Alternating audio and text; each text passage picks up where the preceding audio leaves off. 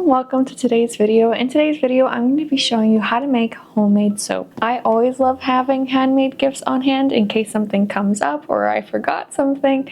It's just that I like having a little stash of things I can give to people. In the past, I've given candles and salt scrubs, which I'll make videos for those too.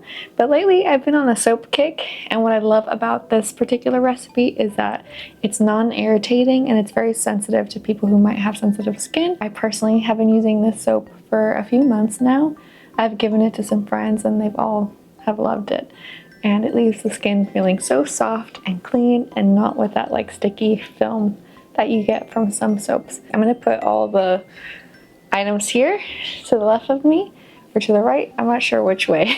Next to me. So you're going to need a melt and pour soap base. This is very important. People who are serious about making soaps don't tend to use this because it's very beginner friendly. Kind of takes a lot of the guesswork out of soap making. Kind of much safer. I know when you make soap from scratch, there's a lot of things involved where you might have to wear safety goggles or breathing masks. Not with melt and pour. It's very, very safe and easy and beginner friendly.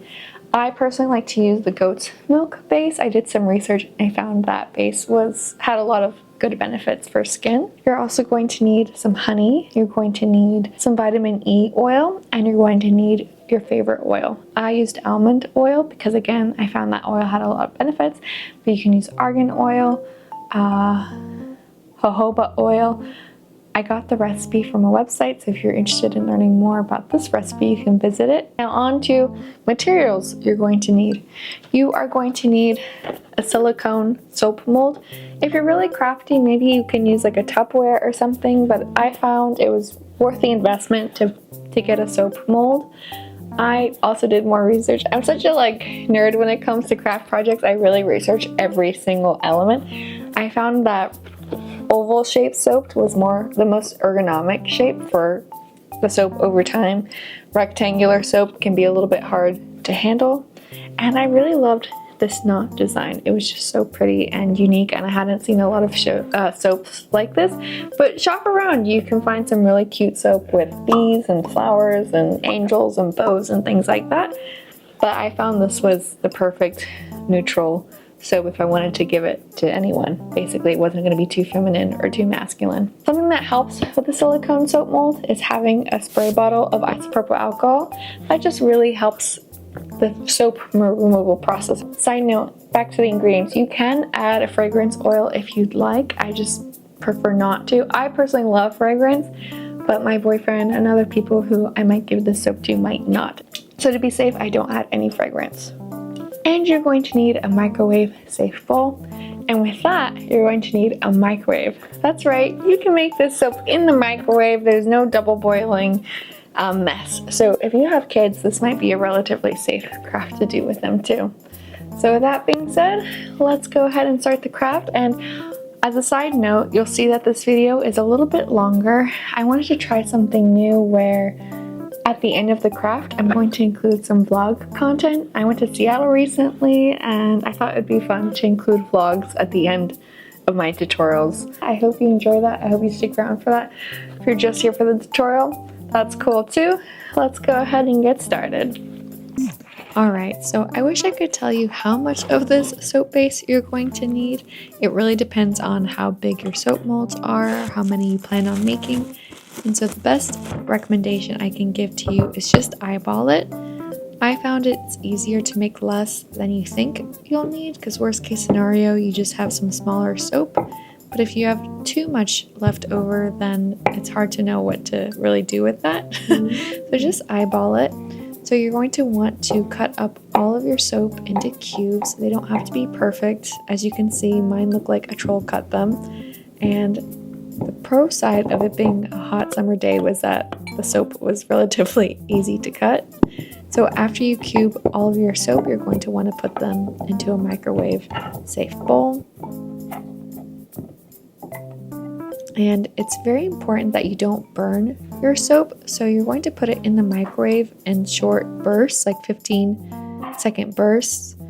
And each time you're going to take it out, stir a little bit, and then put it back in.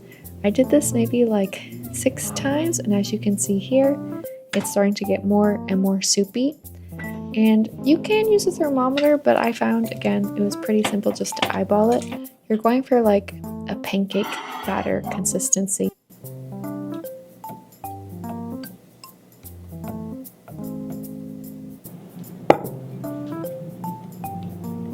So as you can see here, I'm adding in my honey, and I'm just using a chopstick to stir my soap. I found that to be the easiest to clean, and if you don't want to clean it, that's okay too. I added in my vitamin E oil, my almond oil. I'm going to add a little bit more, and I'm going to mix it in very quickly because the soap does get hard fast. And right after you've mixed everything up, you're going to very quickly spritz your soap mold with that isopropyl alcohol. This is, I would say, not essential, but it really adds a beautiful finish to your soap. So if you really are looking to give these to somebody, I highly recommend not skipping the isopropyl alcohol. And again, you're going to want to give it another final spritz of the isopropyl alcohol to pop any of those bubbles. And now you're going to let it sit for about 5 hours, or again, it might depend on your molds, but you can pretty much tell when these are good to go.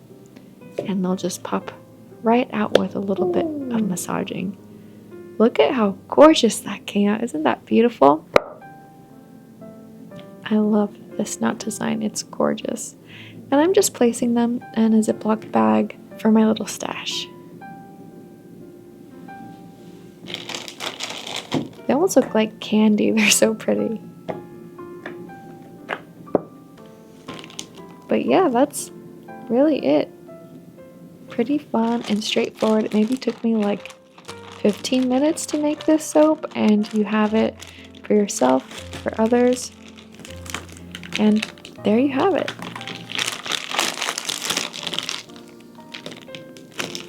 I'm so happy with how all these turned out. I now have a new stash of soap for myself, my boyfriend, and any other occasion where I might need a quick little handmade gift to give to somebody. Thank you so much for watching. Now on to the vlog content. So as a side note to begin the vlog, by the way, I'm not used to doing talking vlogs to the camera, so we'll see how this goes. But I've always loved glass. Forever, I've loved glass containers, pasta sauce containers, and I found these giant containers I've been using for sauerkraut, and they're so nice for iced coffee. Hello, you want to come up here?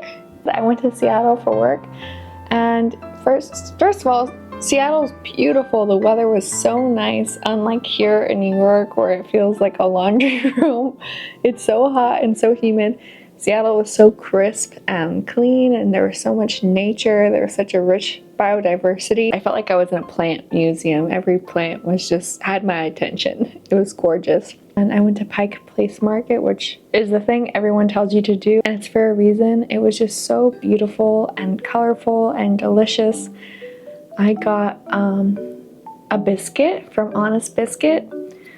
Having been raised in Texas, it didn't exceed my expectations, and I was starving, so I thought I would like it, but it was okay. However, the crumpet, oh my god, I got like a ricotta syrup walnut crumpet. It was phenomenal. I will definitely be recreating that at home one day. I went to a Japanese garden, which I'll include some pictures and videos, and I found there were just crows, like little pairs of corvids or crows, and I loved that about Seattle. Here in New York we have pigeons, and I love those. I don't know, there was just something so cool about seeing so many corvids. What else did I do? Honestly, I was just really there for work. Didn't have too much time to explore, not to mention the time difference between New York and Seattle really got to me. I also want to share something I bought from Pike Place Market, which is so cool. I got this vase. It's so pretty. I love it. It's just so cute. Ooh, I got cat hair all over me. I got this from an artist, and the way she had it displayed was it goes on the wall, and you can put some real flowers or dried flowers or fake flowers in here because it's actually sealed at the bottom, and it's made with a very lightweight clay, so it's not very heavy. So I'm really excited to find a place in my apartment. I don't know, my cat likes to eat everything, especially flowers. So if I get some flowers she can't reach, that might make me a little bit happier. I just want to share this. I also bought something for my boyfriend, but he's probably watching this video, so I'm not going to show it, but it's very pretty. Did I get anything? Did I get anything else? Not really. I mostly got food. I got the Honest Biscuit, I got the crumpet, I got some incredible strawberry jamaica, agua fresca at Pike Place Market. I also tried oysters. I wish I had gotten a picture of those because that was pretty fun. I realized after some time passed I wasn't the biggest fan of oysters, but I really wanted to try them. And like everyone said, the coffee was pretty darn good. I'm trying to think if I saw anything else. Honestly, the public transit was also just so pretty. I really enjoyed taking the monorail. But yeah, I have to say my favorite part was probably the Japanese garden. I never met a Japanese garden I didn't like. Yeah, it was just so calming and beautiful. And yeah, I hope you enjoyed the tutorial. I hope you enjoyed this little extra bonus content. And I'll see you in the next video.